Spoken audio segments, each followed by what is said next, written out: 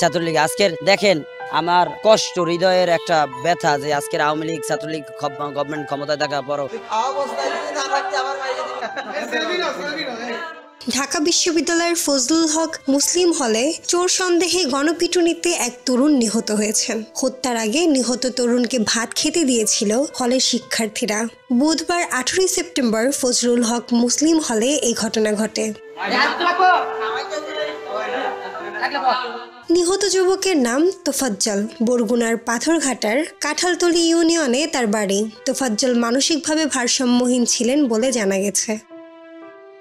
আমি বাংলাদেশ আওয়ামী ছাত্রলীগ পাথরঘাটা উপজেলার কাঁঠালতলী ইউনিয়ন বরগুনা জেলা বরিশাল বিভাগ সেখানে এই দীর্ঘদিন আছি। আমার চাকরি বেড়ে আমার আব্বা আম্মা নাই। আমার বড় ভাই ছিল পুলিশের সাব ইন্সপেক্টর, যে রাষ্ট্রের জন্য কাজ করেছে। তারপর আজকের চাকরি নেই, হতাশা। হ্যাঁ, I can speak English 20 hours. আমি বাংলা অনার্স মাস্টার্স কমপ্লিট করছি। আজকে আমাদের চাকরি নেই, আমার মিথ্যা অভিযোগ দিয়ে বিলুপ্ত করা হয় কমিটি। তাতেও কিছু করার নয়। আমি মানসিক ভারসাম্য কিনা সেটা আপনাদের কাছে প্রমাণ করব। হল সূত্রে জানা গেছে বুধবার সন্ধ্যায় চোর সন্দেহে তোফাজ্জলকে আটকের পর গেস্ট রুমে নিয়ে যান শিক্ষার্থীরা।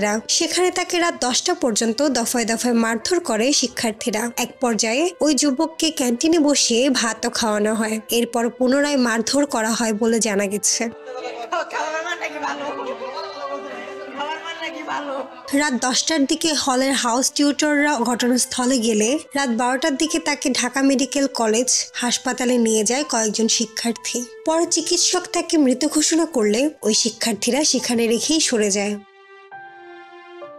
এই বিষয়ে জানতে চাইলে ঢাকা বিশ্ববিদ্যালয়ের প্রক্টর সাইফুদ্দিন আহমেদ বলেন, ক্যাম্পাসের মধ্যে এই ধরনের ঘটনা কোনোভাবেই মেনে নেওয়া যাবে না। কেউ চুরি করতে আসলেও তাকে পিটিয়ে হত্যার অধিকার কারণেই ঘটনার সিসিটিভি ফুটেজ দেখে দায়ীদের শনাক্তের চেষ্টা করা হচ্ছে। এই ঘটনায় হলের পক্ষ থেকে থানায় মামলা করা হবে।